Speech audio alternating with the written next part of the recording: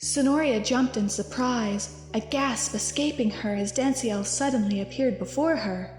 Her hands instinctively flew to her heart as she stepped back, her voice coming out a mixture of shock and amusement. Okay, so the theory that you guys can teleport is suddenly confirmed. Why? What exactly are you doing? Of course he wasn't going to let her walk away. He couldn't. Not only was he intensely drawn to her, but she was also a threat to the system he had built. He couldn't allow her to freely continue spreading the truth when it could mean the downfall of his kind. As Sonoria recoiled in shock, her voice filled with surprise and a hint of laughter, Danciel simply stood there, his expression unreadable, but his eyes fixed intently on her. When asked why he was following her, he raised an eyebrow, as if the answer was obvious. Did you really think I would let you go free after what you've been doing? He kept his voice neutral, but there was an undercurrent of steel in his tone. You've been spreading dangerous information, and I can't allow that. A hint of blush appears on her cheeks before she let out an amused and almost excited laugh. Her eyes flash with intensity, glittering with a hidden knowledge as her hands rest on her hips. So what? You're going to kill me? Is that it? Danciel's expression remained stoic as Sonoria laughed and met his gaze confidently. His eyes didn't leave hers as she asked if he was going to kill her, and his response was a simple, "If I must." While he didn't actively want to hurt her, the danger she posed was real. He knew he couldn't afford to be sentimental. Sonoria's knowledge and behavior made her a serious threat to the secret world he had worked so hard to maintain. Her doe eyes glint with a flash of something he couldn't place as a knowing grin spread across her lips. Folding her hands together behind the fluffy skirts of her eclectic Lolita dress, she takes a step forward, leaning toward him almost playfully. I don't think you want to do that, mon chéri. I might be a threat, but you'd also be losing a very valuable resource. Don't believe me? Sense my energy. Danciel's eyes narrowed as Sonoria stepped closer, her grin and the glint in her eyes challenging him. He was taken aback by the way she spoke, almost playfully, as if this situation was simply a game to her. As she suggested that he sense her energy, his curiosity overcame his suspicion. He had never encountered someone like Sonoria, and he couldn't deny that he was intrigued. He focused his energy, reaching out to sense hers, wondering just what she was implying. As Danciel focused on Sonoria, he could sense her energy. It was strong, intense, and something he had never felt before. It was like a swirling mix of several different energies all blending together in an almost chaotic harmony. There was a hint of what he knew to be starseed energy, a powerful force that he knew could be dangerous. But there was also something unique, something he couldn't quite place. As he delved deeper, it began to take shape. It was powerful, pure, and full of deep affection. It felt as though it had the power to unlock any mind that was willing to open, and it took the shape of a key. In that moment he understood. She held a key to the veil, and she would indeed be a valuable source of energy and power if connected with someone. Danciel's focus intensified as he delved deeper into Sonoria's energy. He could feel the key being revealed, its shape and power gradually coming into view. The energy was powerful and pure, with an endless pull of affection that could open any mind that was willing to accept it.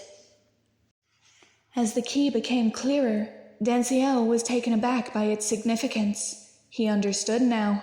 She had a key to the veil, a key that connected her to an entirely different level of power, and if that power could be accessed properly, if she were deeply connected with someone, that power would be accessible to them. But he knew that he wouldn't be able to convince her to join his side. She was determined to end the dragon's rule and free the world from the system he had created. Danciel felt a mixture of frustration and interest as he realized what this meant. Cenoria's key to the veil could provide an incredible power, but there was no way she'd willingly open up that energy to someone. She was fiercely determined to stand against the dragons, and her knowledge and understanding of the supernatural only made her more dangerous.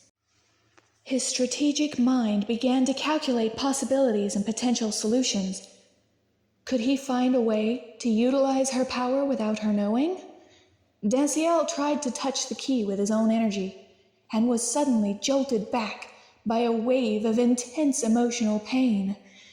It was a defense mechanism, a warning not to even attempt to touch what was protected. He pulled back, realizing Cennoria was guarded and the key was off limits, unless she opened up to him. But how? As he considered his next move, his mind turned to her writing and the dark romances it had contained. Were they just stories? Or was there more to them? Was dark romance the key to her heart? As his mind turned over the possibility, he realized something. When he had teleported into her house and asked if she really thought he would simply let her get away, she had reacted strangely to it. A blush had dusted her cheeks, and there had been a flicker of admiration in her eyes, something almost like hope, just before she had laughed and asked if he was going to kill her. This almost seemed to confirm the possibility of using dark romance to reach her heart. The realization hit him. This insight opened up a new possibility. He could use this weakness to his advantage and manipulate her emotions to access the key. Cennoria let out a noise of confusion and surprise as he suddenly grabbed her and teleported them outside. What are you doing? She clearly hadn't expected this as his wings appeared and he took to the sky with her in his arms. Her eyes were wide with fear and she clung to him as if she was afraid she would fall. Where are you taking me? Danciel was going to take her back to his home.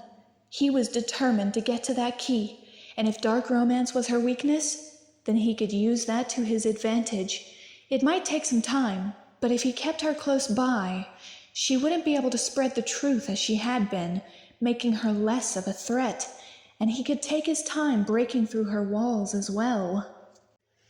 Danciel tightened his grip on Cennoria as they soared through the air, his mind focused on his plan.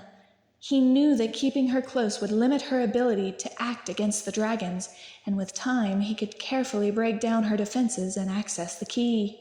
He just needed her to open up and fall for him, and her stories had given him an idea of just how to make that happen.